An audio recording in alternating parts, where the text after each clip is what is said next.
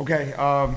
Yeah. No, I mean, it's I'm batting 1,000 for you to come out here and you talk about that atmosphere. I mean, the crowd and saw the jersey giveaway. There was a huge line right before when after Sam had a big win. It was great seeing her and her team win. And I was walking to the locker room, saw a huge line out, getting ready for our game. And you walk out of that tunnel, you could feel the atmosphere.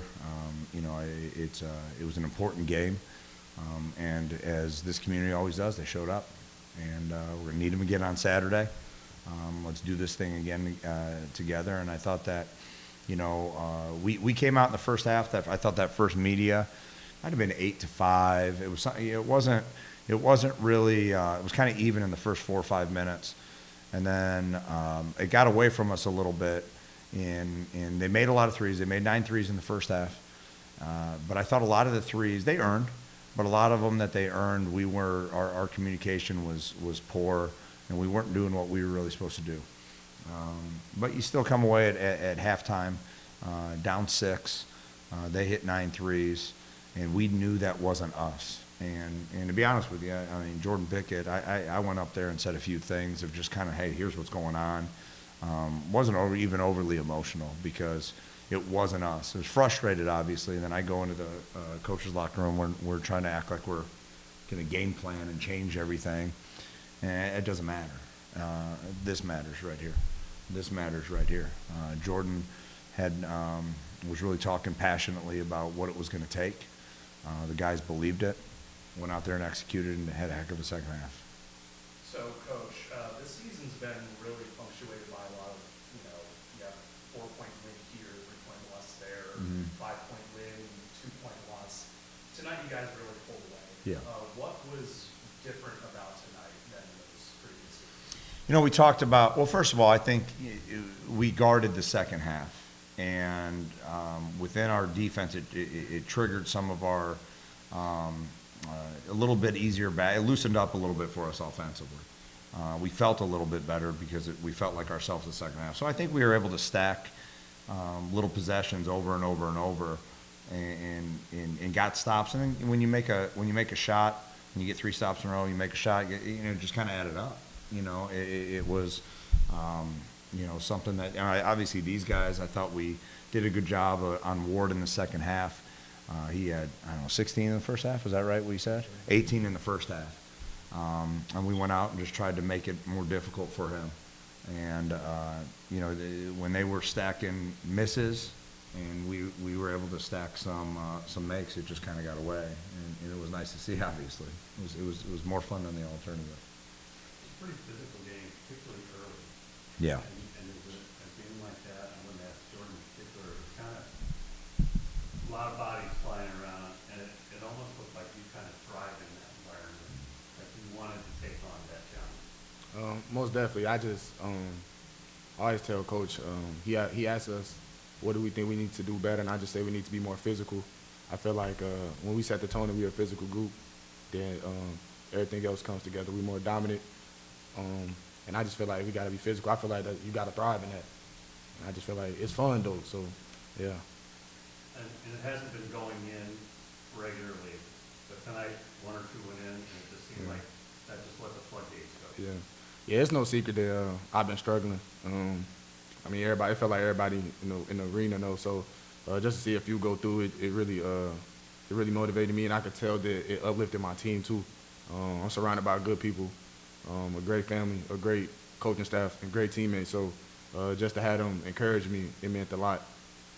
Ryan, you guys, obviously the first half wasn't very pretty. Mm-hmm. And then the second half, you guys were dominant. I think they had 4 field goals in the second half. And we talked about this the last time I was over here. It seems like in that second half, you're able to enforce the kind of pace that you guys want.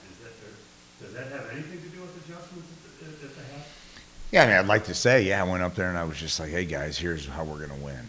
And this is a great coaching thing. We actually tried to make some adjustments in the first half, and it really wasn't who we were. And so we went up there in the second half and just got back to we have to do what we are, who we are, better. And so I think the adjustment we made was getting back to who we were. Because we tried to do some different schemes late in the first half, especially on their ball screen, and we just didn't do it right. And, you know, makes sense on paper, but at the end of the day, you have to be able to trust, you know, what got us to the point of why we're, you know, a good defensive team. And all we had to do, if we can just slow the other team down, like 0.5 seconds at a time. If JP can make sure that he squares up a little quicker, it allows, you know, the gap help to be there a little earlier, and then it allows that Arnie to come over and rotate a little sooner. And now, you know, now you have block shots. Now you have people in front. So that was really what we talked about a lot. And, you know, with these guys, I think one thing that we have found over these, in my opinion, the last 3 or 4 weeks, when we aren't who we are, when we don't feel like what we know we can be, I think there's a good self-awareness on this team. And it's not about he's not doing this, he's not doing this. We just don't, we're not feeling right. We didn't feel great at the halftime at Southern Indiana. There's another game too, I can't remember which game. And it's credit to these guys. You know, these guys don't play 30 minutes, you know, and typically. And these last maybe 2-3 weeks, your game has just elevated and it's almost completely different. Is it just because you're getting more minutes? I mean, talk about just what these last several weeks have been like. These last several weeks have been fun. Like playing 30 minutes out there, I'm just coming out there to win, try to boost my teammates. Just overall, just trying to win. That's it. Okay, Brian, I'm going to put you on the spot with Arnas here. Just with Arnas and what he's shown, especially in conference play, just how impressed have you been by his growth, not just this year, but over the last 4 years as well? Well, he comes in every day and demands he wants 30 minutes. So that's step one. And me and Pickett are sitting there like, what the heck, you know? No, and I think JP could even speak to this. Arnie won't. First of all, his development over the last 4 years is through hard work. 100% shows up every single day. Not like, you know, there was never a wavering. He was actually sick his freshman year for a little bit of time over Christmas or something like that, and it took him a while to turn it. He was actually turning it a little bit his freshman year. And then at the end of that season, we started playing him a little bit more. Probably should have played him earlier, obviously. But he was feeling he was feeling better. But it was always his work ethic. And that has never wavered at all. I thought, in my opinion, and I think JP can speak to it too, his summer was elite. There was a time at the beginning of the season, right when like August, September, where it was like he was ruining practice. He was ruining, you know, kind of what we were trying to do. And because he was really, really effective in a lot of things. And the other thing that's really nice is you got to remember we had Miles Thompson at the time, who was healthy. All right, you had, well, wasn't totally healthy. He got hurt, but like he was battling. Baker and Kyle Thomas. And those guys all celebrate and push one another. And the thing that allows them to develop and get better is each other. And they're able to, it's not like me out there with a pad. He's going out there against Kyle, you know. And let's be honest with you, Kyle was pretty effective against you 2 days ago, right? I mean, he was really effective, Kyle was in practice. And it gave us, you know, kind of a look that you don't get until you get in the game sometimes. But we get it in practice on a daily basis.